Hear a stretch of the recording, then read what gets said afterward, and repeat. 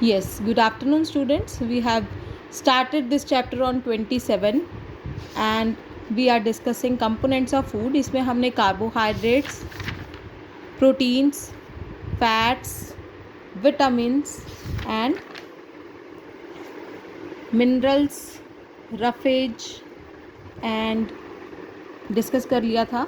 Water we were discussing. ठीक है, कल हम ये डिस्कस कर रहे थे.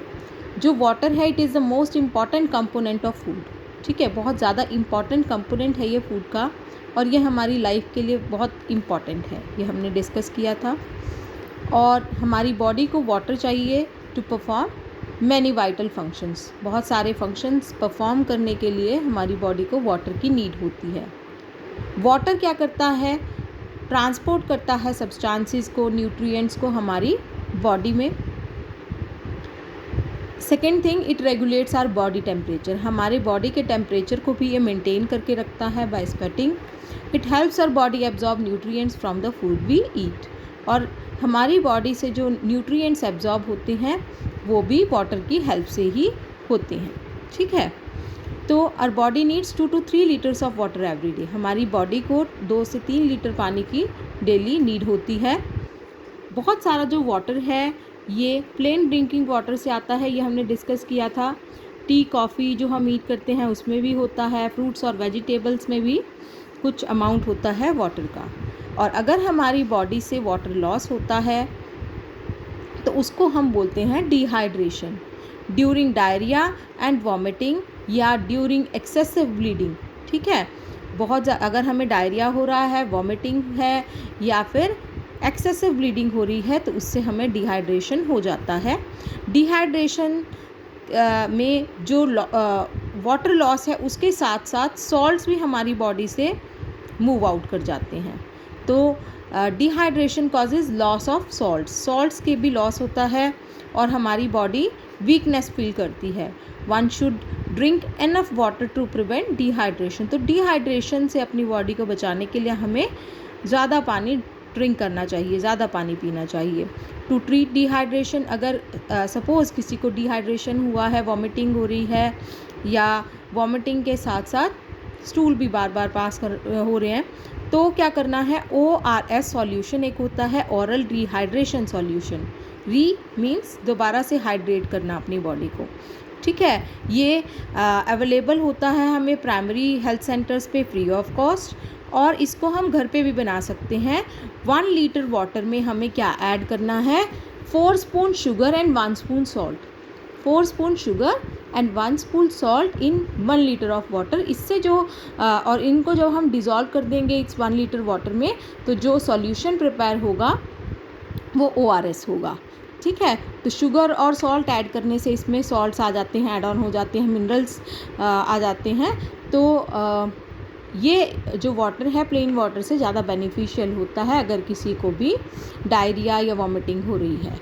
ठीक है, डिहाइड्रेशन के टाइम पे ये जो सॉल्यूशन है ये सॉल्ट्स के बैलेंस को मेंटेन करता है.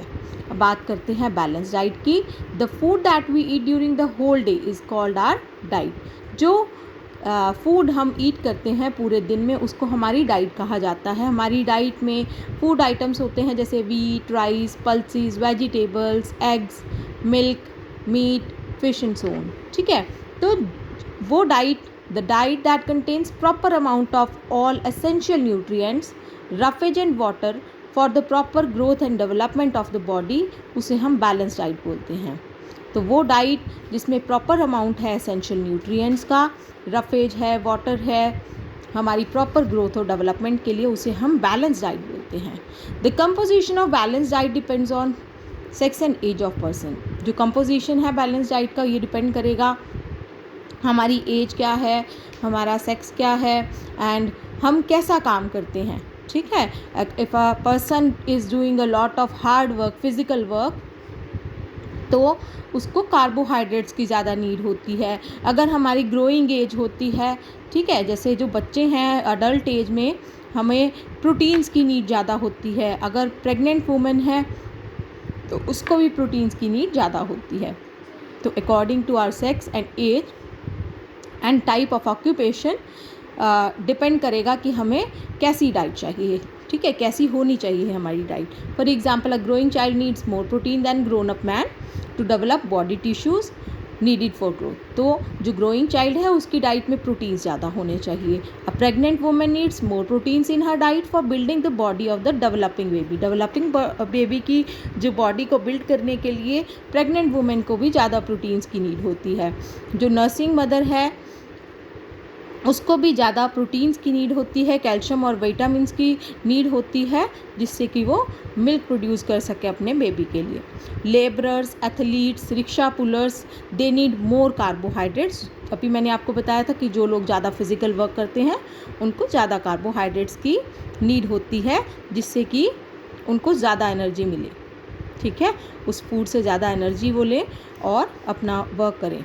ठीक है, अब नेक्स्ट टॉपिक है loss of nutrients during cooking. Cooking के टाइम पर जो न्यूट्रिएंट्स लॉस हो जाते हैं। This is on page number 15 of your book students. Okay, तो जो हमने अभी पेपर रीड किया है वाटर से regarding and balance diet, then loss of nutrients, this is on page number 15 of your book. Eating the right kind of food is not enough, the food should also be cooked properly. तो हमें सही खाना भी खाना है, साथ साथ उसको कुक भी प्रॉपरली करना है, जिससे कि उसमें जो न्यूट्रिएंट्स हैं वो कम ना हो।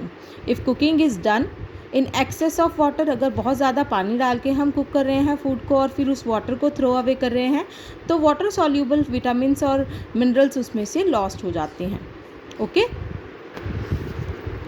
And if cooking is done at high temperature पे अगर हम कुक करते हैं फूड को, तो उसमें प्रोटीन्स और विटामिन्स डिस्ट्रॉय हो जाते हैं।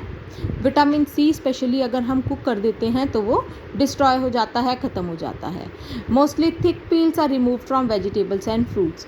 जो वेजिटेबल्स या फ्रूट्स के जिन पील्स को हम ईट कर सकते हैं, जैसे एप्पल को हम पील के बिना भी, अनपील्ड एप्पल को भी हम ईट कर सकते हैं ना, तो piling is not necessary in that case. उसमें जो पील्ड पार्ट है उसमें जो रफेज है वो भी ज़्यादा निकल जाएगा और जो न्यूट्रिएंट्स है उसका भी लॉस होगा। तो थिक पील हमें रिमूव नहीं करनी है। ठीक है, इससे भी लॉस हो जाता है न्यूट्रिएंट्स का।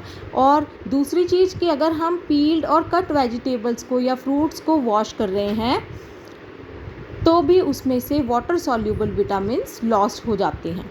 ठीक है, तो वेजिटेबल्स और फ्रूट्स को हमें पहले वॉश करना है एंड आफ्टर दैट हमें उसको पील और कट करना है। Okay, and repeated washing of dal and rice.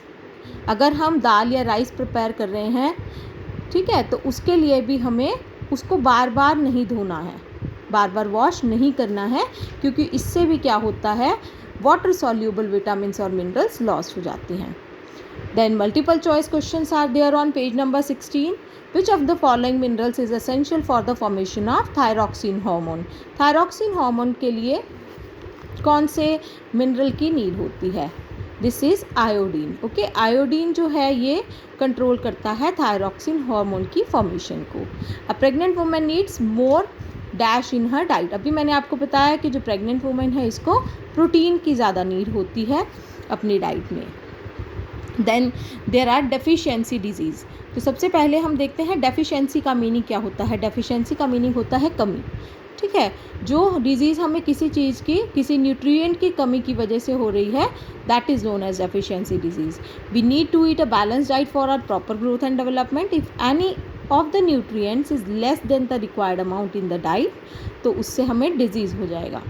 तो हमें बैलेंस डाइट की नीड होती है अपनी प्रॉपर ग्रोथ और डेवलपमेंट के लिए, और अगर कोई भी न्यूट्रिएंट जो है वो हमारी डाइट में जितना हमें चाहिए उससे कम है, तो उससे हमें डिजीज़ हो जाएगी। Disease that are cause due to the lack of nutrient, जो न्यूट्रिएंट्स की कमी की वजह से हो रहे हैं डिजीज़।